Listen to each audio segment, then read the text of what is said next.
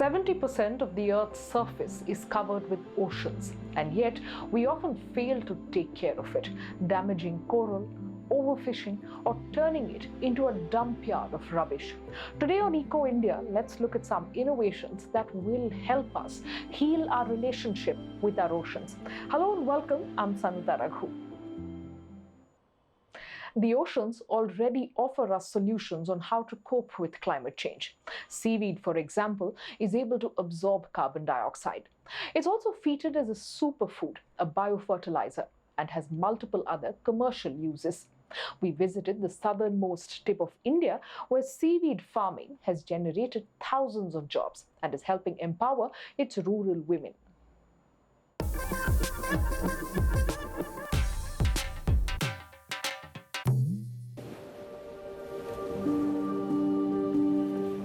Kausalya Muthuvel learned from a very early age about the potential for earning money from seaweed. After her father died, her mother used her own seaweed farm to keep the family afloat. It's because of this job that we were able to finish school. It helped fund me and my brother's education. We both graduated later. Seaweed farming is a great opportunity for everyone. Going down to the seashore will definitely earn us 1,000 rupees for a day's harvest. Harvesting and selling wild seaweed has long been a traditional income supplement for people like her family, here on India's southeast coast. Since the 1990s, however, seaweed farming has taken on industrial proportions. At the Central Salt and Marine Chemicals Research Institute, scientist Karupanand Iswaran teamed up with local fishermen to create a straightforward method for farming the kelp. In Mandapam, we focused mainly on technical development for the cultivation of economically important seaweeds. We developed the first viable technique for Cappaficus in India. It is the only seaweed commercially cultivated in the country. The seaweed grows on bamboo rafts that are floated a few meters out onto the sea. Young plants are attached in a series of rows and after taking root will grow by up to 60 centimeters a day, while at the same time absorbing carbon dioxide. Within a few weeks, they are ready for harvest. First, we check on the seaweed. If it's grown well, we'll bring it here and divide it up. If it's one raft, we won't get much income. So we try to multiply one raft into 50 and so on. The families here used to live primarily on fishing, which was done by the men.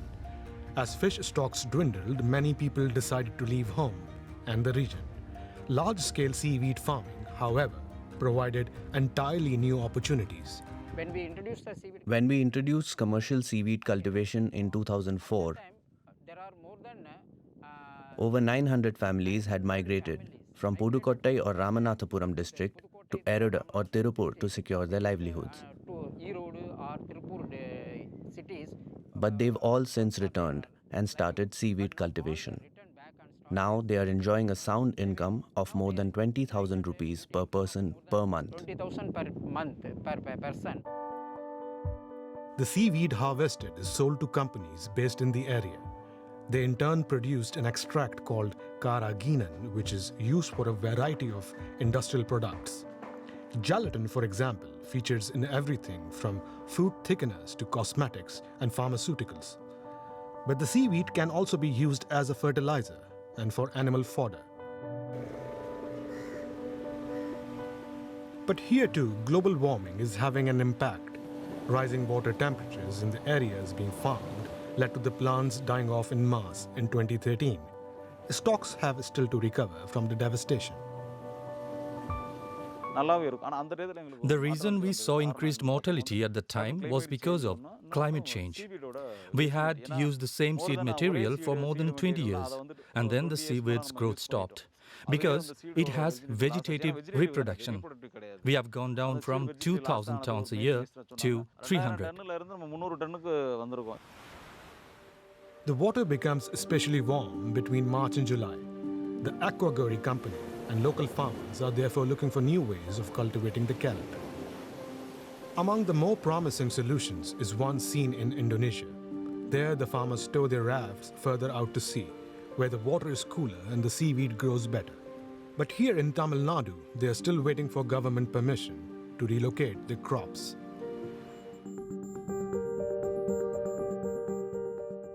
Global demand is continuing to rise, also due to seaweed's potential as a sustainable food source.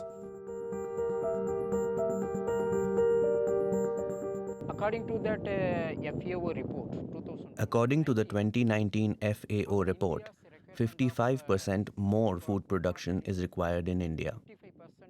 But we are using only 5% of the sea. And as far as India is concerned, we are using less than 0.1% of the seaweed as food. 1% of that is seaweed as a food. Kausalya Muthuvel is confident of being able to increase her income with the new farming methods. I am still farming seaweed with all my heart. I want to earn more and build my own house. And so I will continue to do this work.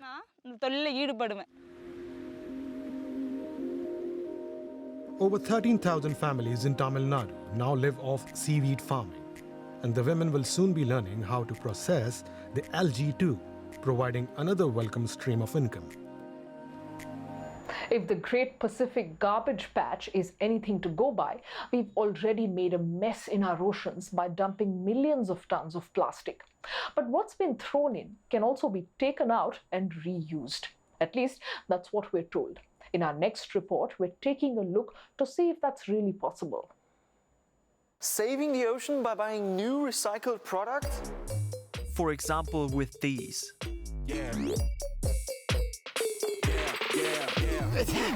Brilliant, right? Right now and at scale, there's no such thing as recycled ocean plastic. So is recycling ocean plastic actually doable, or is it just another lousy greenwashing method that companies throw at us? If you go shopping today, recycled products are literally everywhere, and the holy grail is recycled products from the ocean. Coca-Cola loves to use marine plastic for their marketing. Adidas as well, with their Ocean Ultra Boost sneaker. I mean, these ads really make me believe that I can save the ocean by drinking a Coke or buying a new sneaker. But once you start looking into it, there isn't really that much collecting of actual ocean plastic going on.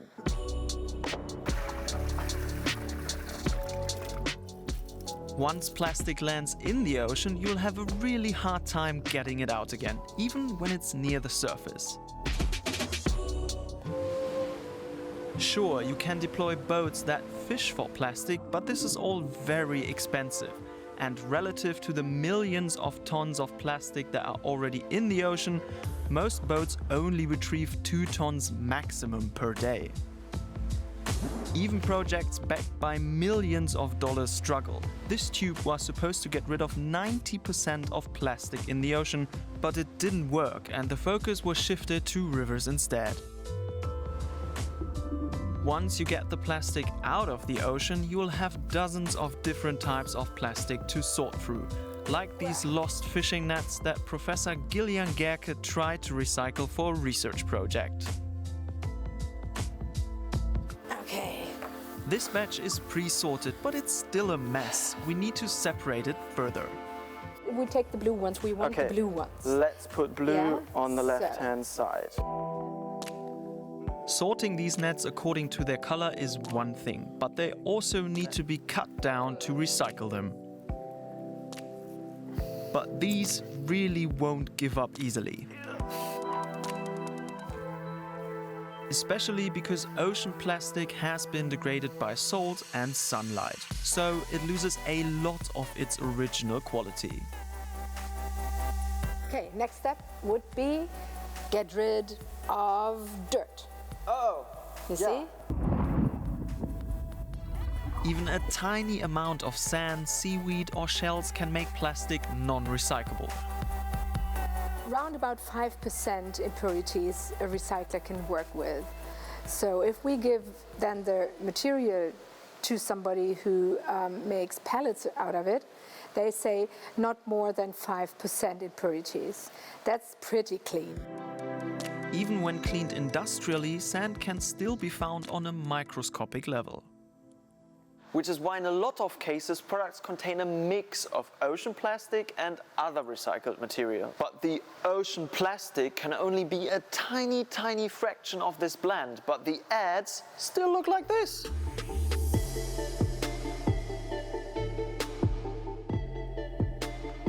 All of these products are made with nylon from Econyl. Even the company markets its yarn like it's made from actual marine litter, such as discarded fishing nets known as ghost gear. Things that are marketed made from Econyl, which are called made from marine litter or made from ghost gear. And there is literally no ghost gear in these products, or very, very, very little. Less than 1%, less than a per mil maybe. Environmental scientist Andreas Stolte has been in contact with Econyl several times about its problematic messaging. In an email, Econyl told me that ocean plastic only represents a small part of its yarn. For our next recycling step, we had to use material prepared by Professor Gillian Gerke. Otherwise, we would have been cutting here for days. These plastic pellets have been turned into a letter opener. So this is the final product, and after all these steps you have just seen with us, you can imagine how expensive such an opener then in the end is. I would say one around about 200 euros. 200 euros! Handmade, it's really each step handmade. Which these products aren't. They are made industrially, but are about the same price as non-ocean plastic products. This only works by using very little ocean plastic or plastic that hasn't actually been in the ocean.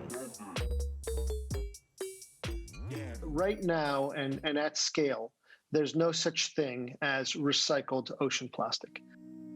This is Rafi Shire, an international distributor for something called ocean-bound plastic. The term refers to plastic waste that is found within 50 kilometers of coastlines and is likely to end up in the ocean. It applies exclusively to countries with poor waste management systems. And when you dig a little or way, way deeper, you'll find it a lot on companies' websites. Land-based, ocean-bound plastic is everywhere. Let's look at prices per ton for that.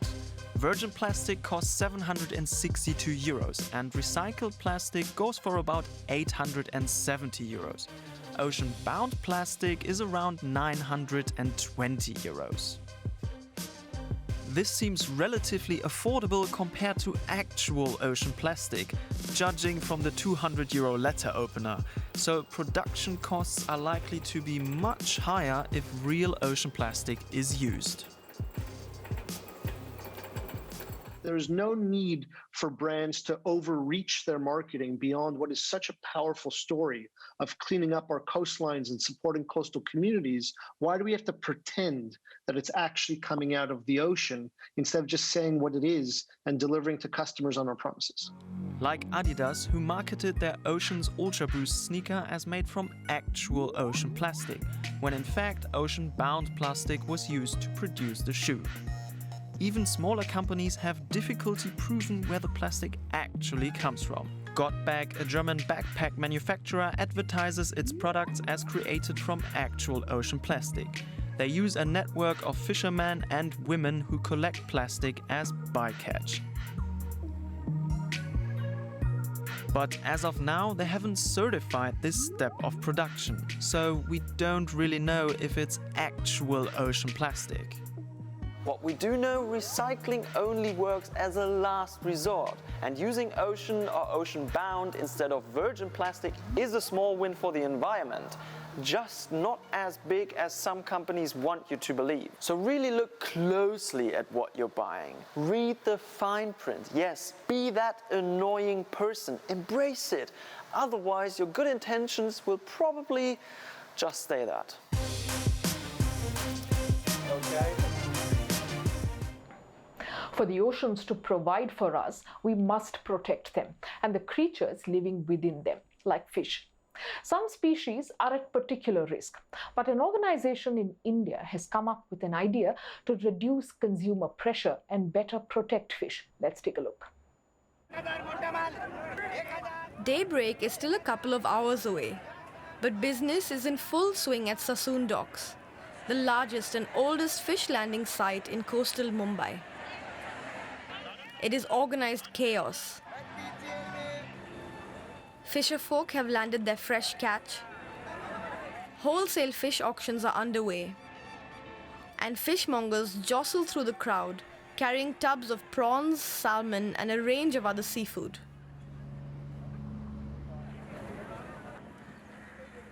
Long before Mumbai became the bustling metropolis it is today, its original inhabitants, the Koli fishing community, lived very differently. Initially, when my great-great-grandfather was in fishing, we used to catch only for the survival. Whatever fish used to come, prawns or zavlas or mackerels or whatever, we used to dry it for the future consumption. And when the modernization started, when the prawns business started, when the trawlers came in 1960s and 70s, it was all mostly for the exports, and that is why we started catching a lot for others, the entire trade changed. Ganesh Nakhwa is a 7th-generation fisherman who operates 3 fishing boats at the docks. He learnt about the changes in the local fishing trade through stories passed down through his family. He's also witnessed a lot himself since he started coming here as a child. My grandfather used to always tell me that how sea was abundance with the fish. We used to go for like a couple of hours and get lots of prawns in like just one shoal or something like that. And then slowly the days started to increase. Like in 80s it was like 2 to 3 days, 90s was 5 to 6 days. In 2007, 2010, fishing days were 10 to 12 days. Now the trawling is almost like 15 to 20 days. Though India accounts for 6.3% of global fish production, fishing for a living could soon become economically unviable for Nakhwa and other fishermen in his community. He's now working with a group of marine biologists to raise awareness of the depleted fish stocks.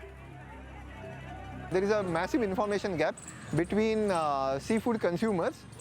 The information gap in terms of what fish to eat in what season in order to minimize their impact on the seafood. People are more than willing to do some subtle changes in their seafood eating practices. Only thing is this information is not available to them in a ready fashion. Know Your Fish is a first-of-its-kind seafood sustainability guide produced in India. It's a calendar that details what species can be eaten when and which should be avoided in certain seasons. For each fish, we collected whatever data which was publicly available, and we listed down which are the months which the fish is known to breed. The months where we say a particular fish should be avoided, those are the months where that fish breeds or the fish which gets caught along with that fish breed. Samita Jha is a Mumbai resident who found out about the calendar a year ago and now adheres to it strictly when cooking for her family. Even though I really like prawns, I've stopped eating them for 2-3 months in the year because that's the time that they breed. However, this fish is something we can eat now.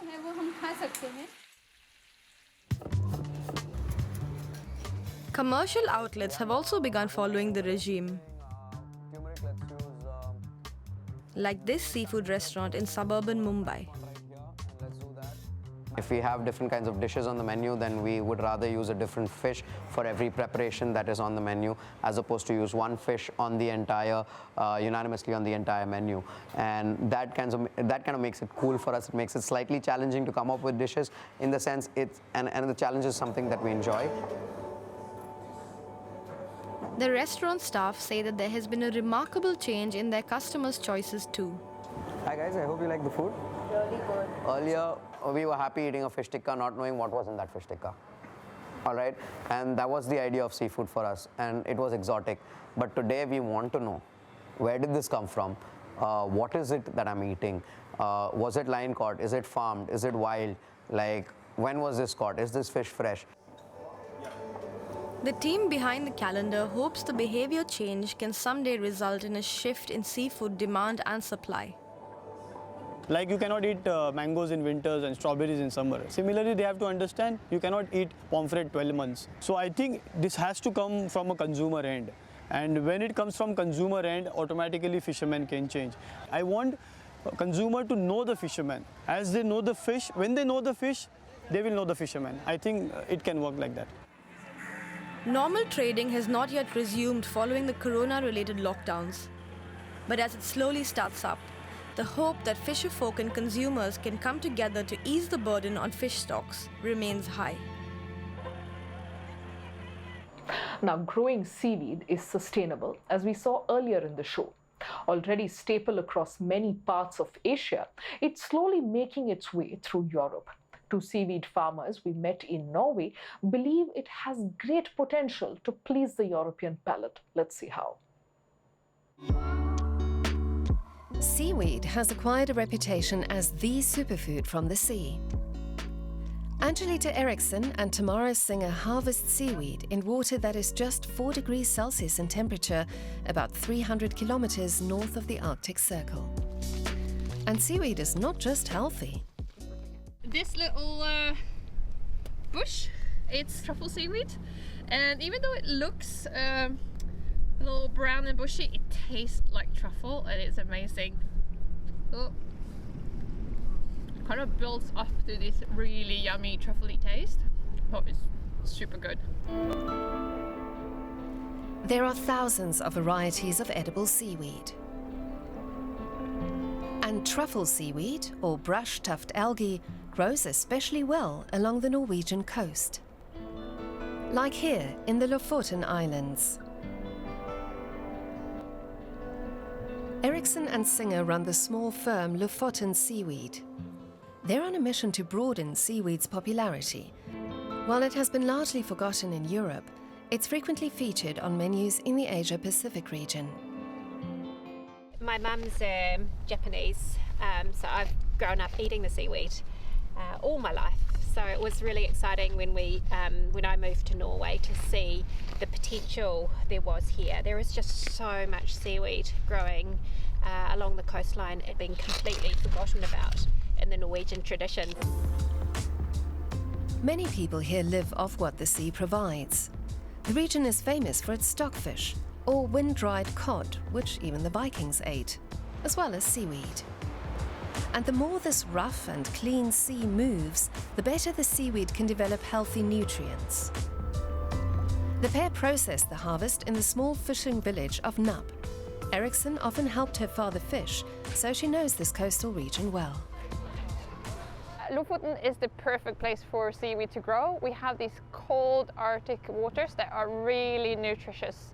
The water is moving fast. The current is the 4th strongest in the world.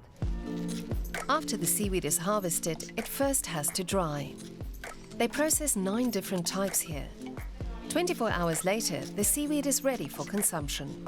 It can be served as a vegetable dish or salad, or dried and used as a salt seasoning. In their kitchen lab, they create new seaweed recipes along with local chefs. Joao Palmadec uses truffle seaweed to add depth to pasta with stockfish, or garnish a cauliflower cream with seaweed chips. Truffle seaweed costs up to 500 euros per kilogram, so it's primarily used in high-end restaurants.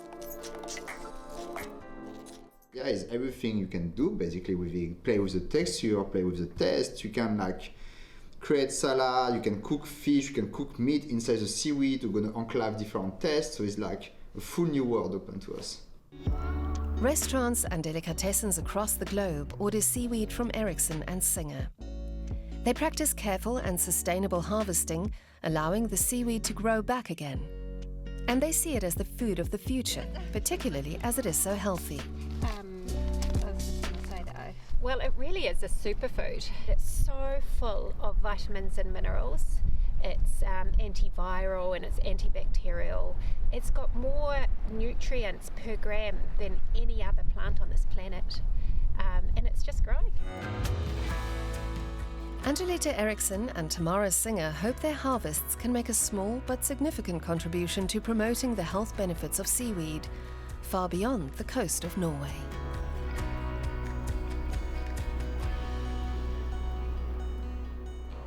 Our planet is able to sustain life because we have oceans. For us to thrive, we have to make sure our marine ecosystem thrives too. I'll leave you with that thought and see you again next week. From all of us in India and Germany, goodbye and thank you for watching.